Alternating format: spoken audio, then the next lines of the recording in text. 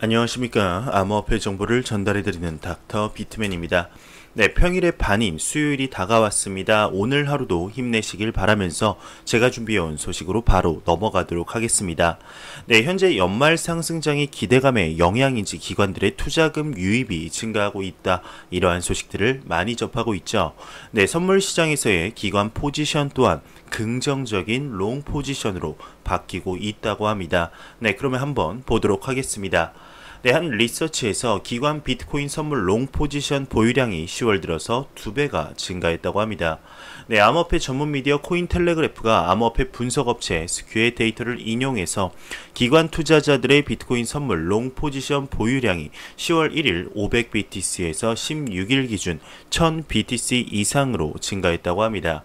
네, 22일 보도를 했는데 이와 관련해 스큐 측은 암호화폐 선물에 투자하고 있는 기관 투자자들은 이제 연금 펀드, 비영리 재단, 보험사, 뮤추얼 펀드, 포트폴리오 투자자 및 자산 운용사들이 주를 이루고 있다 이렇게 설명을 했는데요.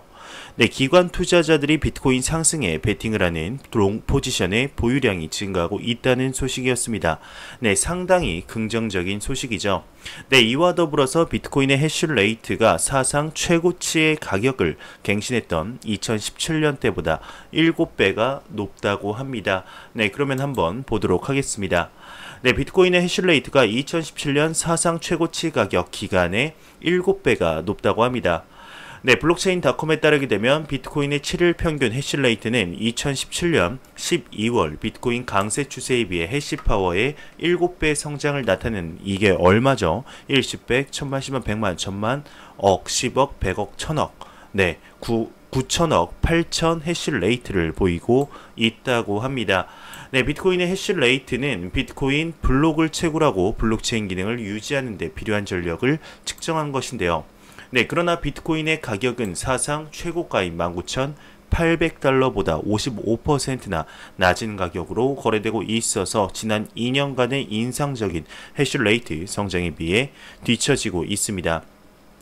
네, 지난 24시간 동안 비트코인닷컴은 15.9%로 가장 큰 해시레이트 풀 점유율을 보유하고 있고 엔트풀과 풀링 두 개의 퍼블릭 비트코인 채굴풀이 각각 15.8%, 13.4%로 상위 3개라고 합니다. 네, 비트코인의 해시레이트가 급증하는 것은 비트코인을 손에 넣으려는 채굴자들의 증가와 강력한 ASIC 채굴자들의 생산 증대에 직접적인 영향을 미치는데요.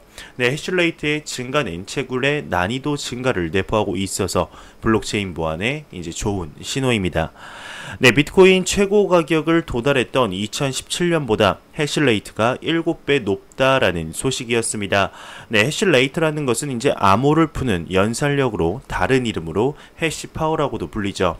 네, 해시레이트와 가격 간의 상관관계에 대해서는 의견이 많이 갈리는 상태입니다. 네, 전 월스트리트 트레이더였던 맥스 카이저의 경우 비트코인 가격은 해시레이트를 따른다라고 언급을 했었는데 이와는 반대로 해시레이트와 암호화폐의 가격은 직접적 관계가 없다며 해시레이트가 가격을 결정짓는 것이 아니고 가격이 해시레이트에 영향을 끼친다는 의견도 많이 나오고 있는 상태입니다. 네, 일단 해시레이트의 상승 이유는 보통 암호화폐의 가격이 상승을 하거나 채굴자들의 이익이 확대되거나 추가적인 자금이 유입되는 경우 해시레이트가 상승을 하게 되는데 그 어떤 면에서 봐도 현재 긍정적인 상황이라는 것을 볼 수가 있겠죠. 네, 이러한 해시레이트의 최대치를 찍었다는 소식과 더불어 2020년 비트코인의 빅 이벤트가 있습니다. 네, 무엇일까요? 맞습니다. 바로 비트코인의 반감기인데요. 비트코인 반감기 이후 가격이 어떻게 될지 한 애널리스트가 언급을 했습니다. 그럼 같이 보도록 하겠습니다. 네, 암호화폐의 애널리스트가 비트코인의 반감기 이후 가격 모델을 제시했는데요. 유명 암호화폐 애널리스트인 이제 플랜 B가 비트코인 시장의 가격 모델을 작성했습니다. 네, 플랜 B는 반감기를 맞이한 경우 비트코인의 시가총액이 1조 달러, 하나로 약 1172조 원에 달할 것으로 결론을 내렸습니다. 네, 비트코인의 반감기는 2020년 5월경을 예상을 하고 있죠.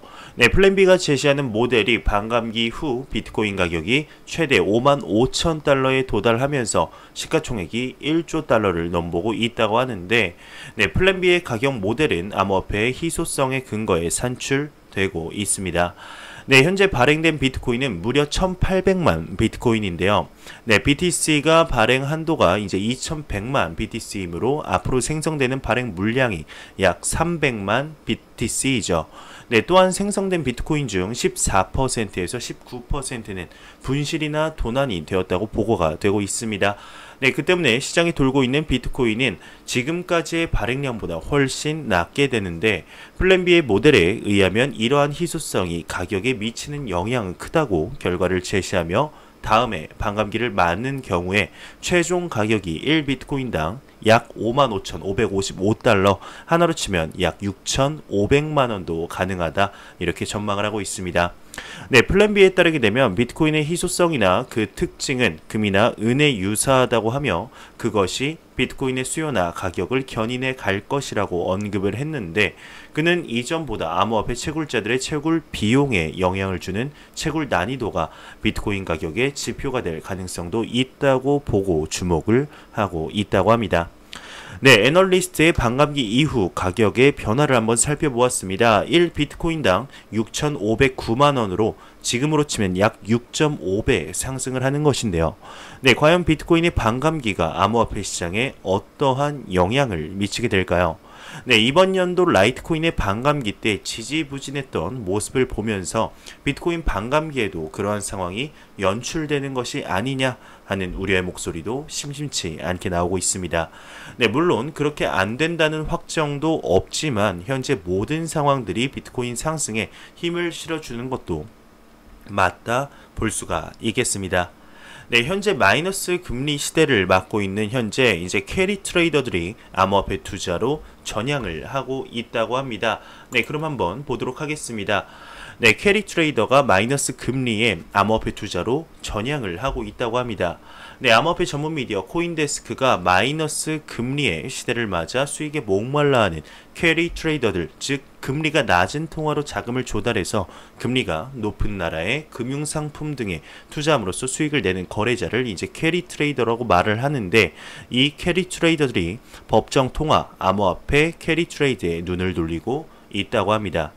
네, 이와 관련된 미디어는 지난 2004년에서 8년 미 연준이 금리를 1%에서 5.25%까지 인상을 하자 일본 엔화를 통한 달러 이제 캐리 트레이드가 인기를 끌었다고 하는데요. 투자자들은 달러 기반 상품에 투자하기 위해서 엔화를 빌렸다고 합니다. 네, 한편 대부분의 선진국이 마이너스 금리 정책을 펼침에 따라서 오늘날 외환시장 내 캐리 트레이드는 사실상 중단된 상태라고 하는데, 한편 미국계 암호화폐 거래소는 연 이자율 0.66%의 암호화폐 예금과 연 이자율 0.59%의 암호화폐 대출 서비스를 제공하고 있습니다. 네, 이는 고수익을 추구하는 캐리 트레이더들에게는 매력적일 수 있다 설명을 했는데요.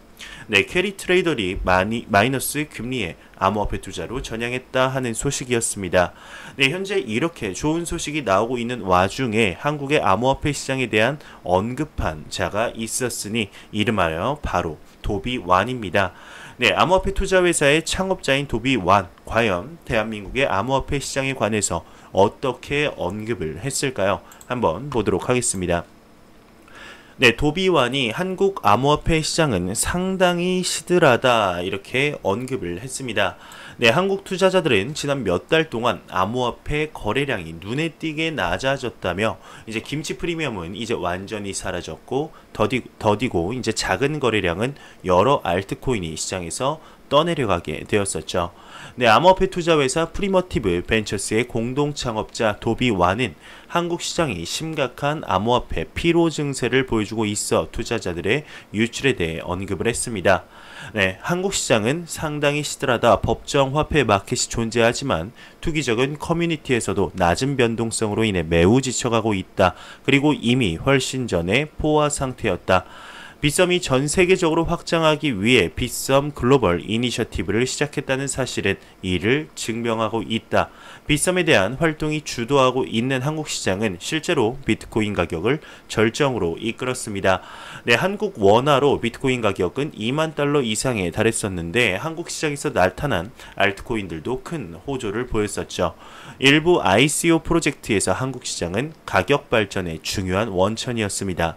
네, 하지만 대부분의 코인에 대한 장기 약세 장세가 이어지자 이전의 투기적 욕구를 전부 없애버렸는데요.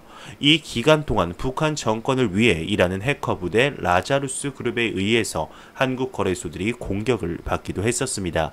네, 한때 가장 활발한 비트코인 페어링으로 자리 잡았던 원화가 지금은 BTC 거래에서 1.64%만 기여를 하고 있다고 합니다. 네, 도비아는 또한 이전에 활발했던 암호화폐 관련된 채팅이 지금은 대부분 버려지거나 다른 주제로 바뀌었다고 지적을 했는데, 알려지지 않은 코인이 투더문할 것이라는 희망이 거의 없어서 채팅 그룹들은 사라져갔다 언급을 했네요. 네, 한국 암호화폐 시장이 상당히 암울하다는 도비완의 언급을 모았습니다. 네, 도비완의 발언 중 사실상 반박할 만한 게 전혀 없습니다. 네, 현재 기다리다 지친 암호화폐 투자자들이 점점 떨어져 나가는 것도 맞는 말이고, 정부의 암호화폐에 대한 기조도 풀리지 않을 것만 같은 날들의 연속이죠. 네, 수많은 유능한 암호화폐와 블록체인 기업 및 인재들도 속속들이 해외로 빠져나가는 중인데요. 네, 참 안타까운 상황의 연속입니다. 네, 이런 와중에 이러한 소식이 나왔습니다. 얼마 전 21일을 끝으로 국회 국정감사가 끝이 났다고 하는데요. 상당히 실망스러웠던 국정감사였던 것 같습니다. 네, 일단 그 전에 코인마켓캡에서 가격 보고 바로 다시 들어가도록 하겠습니다. 현재 메이저 탑10 코인들 전반적으로 횡보 및 소폭 상승 및 하락하고 있습니다. 지금 위아래로 거의 움직임이 없는 모습인데, 비트코인 같은 경우는 0.1% 하락하면서 사실상 횡보죠. 960만원대, 이더리움이 1.5% 하락하며 20만 3천원대, 리플의 XRP가 0.85% 상승하면서 346원대를 보여주고 있습니다. 네, 그 와중에 메이저 탑10 코인 중에 지금 시가총액 9위를 차지하고 있는 비트코인 SV가 3% 정도 상승한 모습을 보여주고 있네요. 네, 비트코인 도미넌스 같은 경우는 전날 대비 0.1% 상승한 66.5%로 아직까지도 매우 강력한 암호화폐의 비트코인 시가총액 점유율을 볼 수가 있습니다. 네, 다시 내용으로 돌아오겠습니다. 과연 20대 국회 국정감사에서 어떤 내용들이 오갔길래 아쉬웠다고 하는 것일까요? 네, 한번 보도록 하겠습니다. 네, 암호화폐 거래소 질타에 집중된 국정감사였다고 하는데, 블록체인 산업은 없었다, 이렇게 제목이 지어졌네요. 네, 지난 21일을 끝으로 20대 국회 국정감사가 끝이 났습니다. 이번 국감은 눈에 띄는 국감 스타를 배출하지도 유의미한 발언이 제기되지도 못한 채 끝난 맹탕 국감이라는 평을 받고 있는데요. 네, 블록체인 이슈도 마찬가지라고 합니다. 네, 블록체인 산업 활성화를 위해 다양한 의견이 제시되지 못한 채 일부 암호화폐 거래소 운영 실태를 지적하는 쪽으로 치우쳤다고 하는데요. 네, 김진태 자유한국당 의원 같은 경우는 업비트가 허위 및 이제 자전 거래를 묵인한다, 이렇게 발언을 했습니다.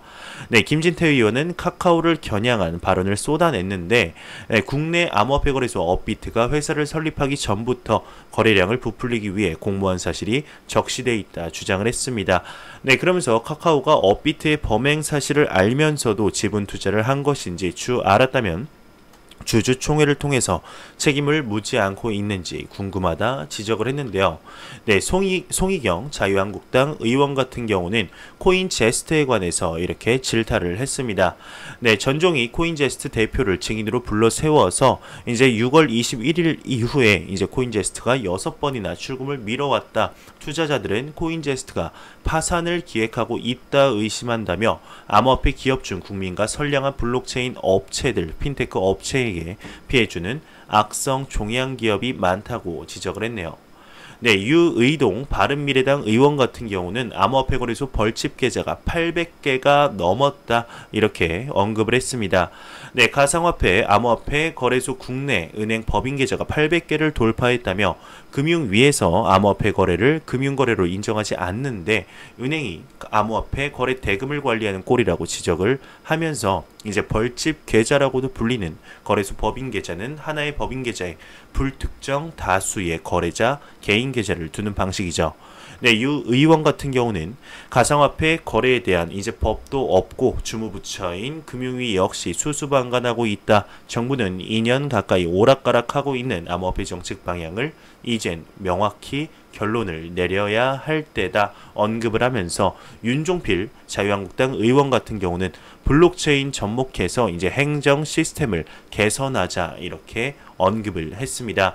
네, 블록체인을 활용하면 병원마다 따로 관리하던 진료 기록을 통합시켜서 불필요한 중복 검사가 방지가 이제 가능해진다 언급을 하면서 블록체인 자격증 가이드라인도 필요하다 언급을 했네요. 네, 이번 이제 국정감사에서 블록체인은 사실상 논의 수준에 그쳤다고 합니다. 네, 그나마 얘기가 오갔던 블록체인 관련 발언도 암호화폐 거래소 운영 실태에 초점을 맞춘 것이죠.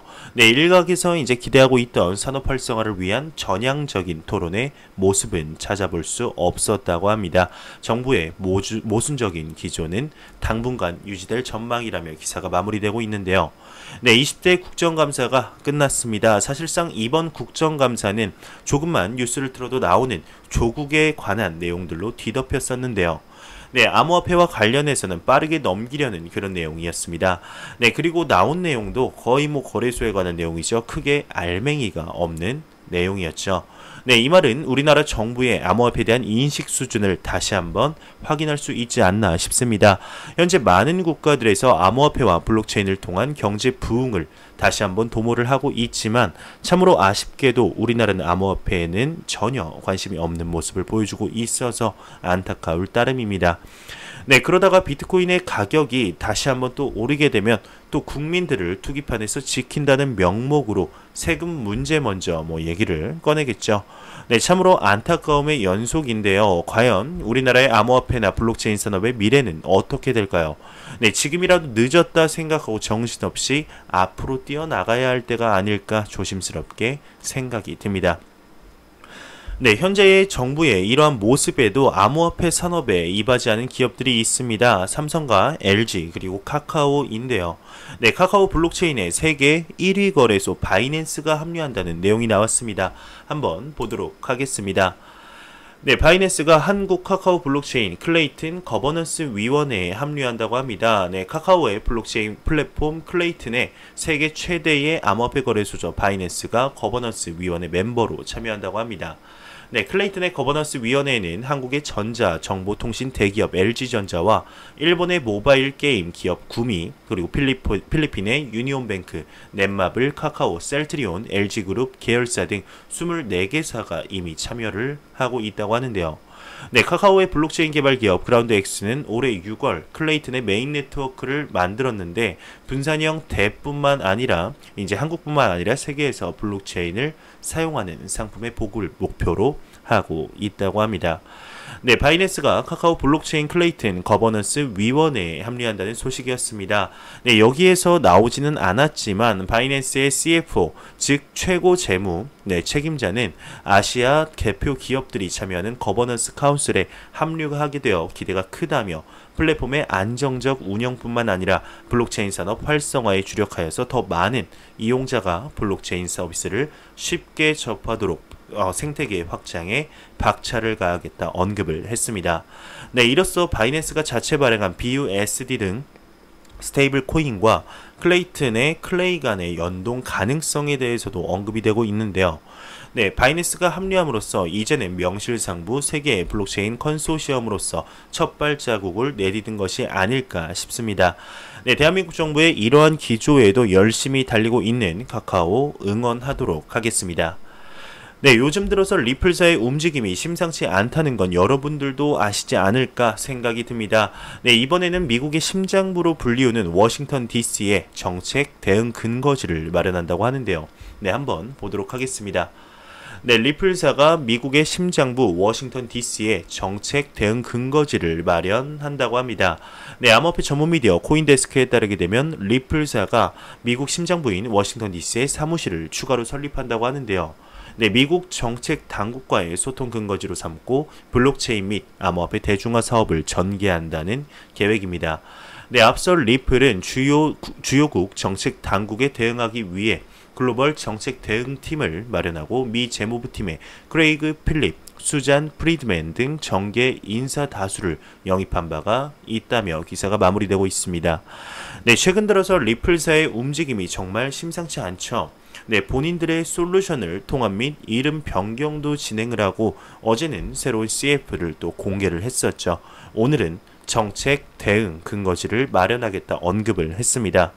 네, 리플에 관한 소식들이 계속해서 나왔었지만 여태까지 연속적으로 나온 리플사의 소식은 리플사의 솔루션을 사용한다는 파트너십 소식이나 특허 소식들 아니면 리플사가 간접적으로 연관된 기업들의 송금 솔루션 소식들이었지, 이렇게 리플사 내부적으로의 변화가 연속적으로 나온 적은 거의 없다고 볼 수가 있습니다. 네, 과연 리플사가 무슨 변혁을 시도하려는 건지 외부에 공개된 것만도 이 정도인데 분명히 내부적으로도 큰 무언가 움직임이 있을 것으로 보고 있습니다. 네, 앞으로 리플사의 행보를 지켜보도록 하겠습니다. 네, 암호화폐 스타트업 카사가 비트코인 상속 문제를 해결하는 솔루션을 발표를 했습니다. 과연 내가 죽으면 내 비트코인에 무슨 일이 생기는가, 이런 궁금증을 자아내는 제목인데요. 네, 뉴욕에 본부를 둔 암호화폐 스타트업 카사는 사람들이 비트코인 상속 문제를 해결하는 데 초점을 맞춘 새로운 보안 프로토콜과 서비스를 발표했다고 합니다. 네, 카사 거버넌트라고 불리우는 이 서비스는 10월 21일 공식 블로그를 통해서 공개가 되었는데, 내가 죽으면 내 비트코인은 어떻게 되는 거야? 라는 질문을 하고 있습니다. 네, 카사는 현재 이용자들이 취하고 있는 세 가지 공통적인 입장을 강조함으로써 비트코인이 상속 문제에 접근한다고 하는데요. 네, 즉 이 문제에 대해 전혀 생각하지 않거나 개인키 데이터를 가까운 가족이나 친구에게 맡기는 것을 선택하거나 제3자 관리인을 사용하여 프로세스를 관리한다고 합니다. 네, 이 세 가지 모두 명백한 위험을 안고 있는데 후자 두 가지는 보안, 도난, 신뢰 측면에서 볼 때 전자는 비트코인이 영원히 돌이킬 수 없게 될 가능성을 열어두고 있다고 하네요. 네, 가장 좋은 방법은 적절한 상속에 필요한 다른 모든 문서와 함께 하드웨어 지갑 형태로 당신의 멀티시그 다중 서명 설정에서 하나의 클라이언트 키를 보호하는 것이라며, 기술적 측면에서 전문화된 프로토콜은 카사의 기존 3 of 5 키쉴드 설정에 6번째 선택 키를 추가하는 것을 포함하는 멀티시그 기술로 설계가 되었다고 하네요.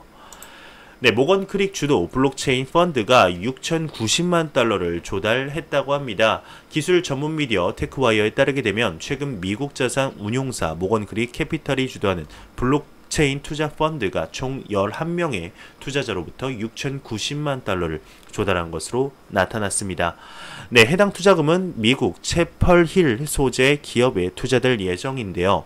네, 이와 관련된 미디어는 해당 펀드에 투자를 받은 기업은 아직 투자금의 구체적인 용도를 밝히지 않았지만 펀드의 이름이 모건 크릭 블록체인 기회 펀드인 것을 볼 때 투자금은 블록체인 기술과 관련된 곳에 사용될 가능성이 크다 분석을 했습니다.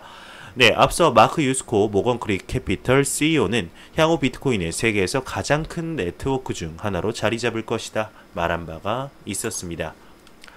네, 비트코인 IRA가 고객 대상 암호화폐 이자 지급을 계획하고 있다고 합니다. 네, 암호화폐 전문 미디어 비트코인 매니저에 따르게 되면 개인 퇴직계좌 IRA 암호화폐 운용사 비트코인 IRA가 암호화폐 거래 및 대출업체 제네시스와 파트너십을 체결했다고 합니다. 네, 이를 통해서 비트코인 IRA는 고객의 암호화폐 및 현금 보유분에 따라서 이자를 지급할 계획이라고 하는데, 네, 소식통에 따르게 되면 비트코인 IRA는 오는 11월 이자 수익 프로그램을 정식 출시할 예정이라고 하네요. 네, 한국 블록체인 협회가 특근법 개정안을 의견을 국회에 전달했다고 합니다. 네, 특근법 개정안이 조속히 통과돼 암호화폐 자금 세탁 방지에 있어서 최소한의 안전장치가 마련돼야 한다 공감대를 형성하기 위함이라고 하는데, 네, 협회 관계자는 법률, 보안, 자금 세탁 방지 등 관련 분야 전문가들로 구성된 태스크포스 팀이 여러 차례 회의를 거치며 개정안에 대한 분석을 종합하고 이에 대한 설명회를 거래소 회원사 전체 대상으로 개최해 의견을 모았다고 밝혔습니다. 네, 병무청에서 내년 1월 DID 인증 플랫폼을 정식 오픈할 예정이라고 합니다. 네, 22일 양재 엘타워 그랜드홀에서 열린 DID 얼라이언스 코리아 2019에서 병무청이 도입할 예정인 블록체인 분산 인증 플랫폼은 이오스 블록체인을 기반으로 현재 진행되고 있는 테스트를 거쳐 내년 1월 정식 오픈될 계획이라고 합니다. 네, 이를 통한 기대 효과로는 이용자 인증 편의성 증대 및 비용 절감, 보훈처 협업, 병적 증명서 발급 간소화, 블록체인 인프라 확보로 노드 및 서비스 확장 등이 있을 것이라고 하는데요. 네, 한국인터넷진흥원 블록체인 시범 사업으로 병무청 웹 민원 서비스 로그인 및 증명 발급 환경을 구축하는 데 적용돼서 테스트를 받고 있다고 합니다. 네, 이 서비스는 테스트 후 다음 달 운영될 예정이라고 하네요. 네, 크립토스틸이 암호화폐 지갑 정보 저장소를 출시했습니다. 네, 암호화폐 보안업체 크립토스틸이 암호화폐 지갑, 개인키, 비밀번호 및 지갑, 복구 시드 등 이제 정보를 물리적으로 보관할 수 있는 크립토스틸 캡슐을 출시를 했는데요. 네, 해당 상품은 암호화 자산을 저장하는 하드 월렛과 같은 전자기기 형식이 아닌 암호화폐 지갑과 관련된 중요 정보를 문자 그대로 보관하는 방식이라고 합니다. 네, 중요 정보를 물리적으로 보관하는 방식은 종이 재질로 나온 바가 있으나 크립토 스틸 캡슐은 정보 훼손을 방지하기 위해서 철제로 제작이 되었다고 하네요. 네, 후오비 공동 창업자가 블록체인 기술적 한계는 극복이 가능하다 언급을 했습니다. 올 들어서 블록체인의 기술적 한계를 극복해 나갈 방향성이 점차 뚜렷해지고 있다 언급을 하면서 블록체인 기술 등장 이후 네트워크 병목 현상 등 기술적 한계점들이 끊임없이 대두됐다며 블록체인 문제점은 주로 성능 부분에서 나타났고 최근 이를 극복해 나가려는 업계의 방향성이 뚜렷해지고 있다. 이는 블록체인 대규모 도입을 촉진시킬 것이다. 언급을 했네요. 네, 마지막 소식입니다. 안 보고 가면 섭섭하겠죠. 크립토 공포 탐욕 지수입니다. 전날보다 2포인트 오른 39를 기록을 했는데 아직까지는 공포 단계가 지속되고 있습니다. 네, 이 지수는 0에 가까울수록 공포 100이면 낙관이라고 보시면 되는데 39면 내 자산 아직까지는 암호화폐 시장에 투자하기 너무나 힘들다, 무섭다 정도로 보시면 될 것 같습니다. 네, 이제 한 일주일 정도 뒤면은 거의 10월 막바지에 도달하게 되는데요. 네, 11월에 가기 전에는 정말 70은 보고 11월 달로 넘어가기를 진심으로 바라봅니다. 네, 그러면 마지막으로 코인마켓캡에서 가격 보고 마무리하도록 하겠습니다. 리플 XRP 기준 346.81원인데요. F5번 눌러보겠습니다. 네, 345.90원으로 한 0.3원 정도 하락을 했네요. 네, 이러한 지금 하락 및 횡보가 이제 후에 정말 대상승장으로 가는 발걸음, 네, 첫 발자국이 되기를 진심으로 바라봅니다. 네, 제가 준비해온 소식은 여기까지입니다. 영상이 도움이 되셨다면 구독과 좋아요 그리고 광고 한 편만 처음부터 끝까지 시청해 주시기 바랍니다. 이 채널은 오직 광고 수익으로 운영이 되게 됩니다. 항상 영상 시청해 주시는 시청자분들, 구독자분들 너무나 감사합니다. 저는 다음 영상으로 찾아뵙도록 하겠습니다. 지금까지 닥터 비트맨이었습니다. 감사합니다.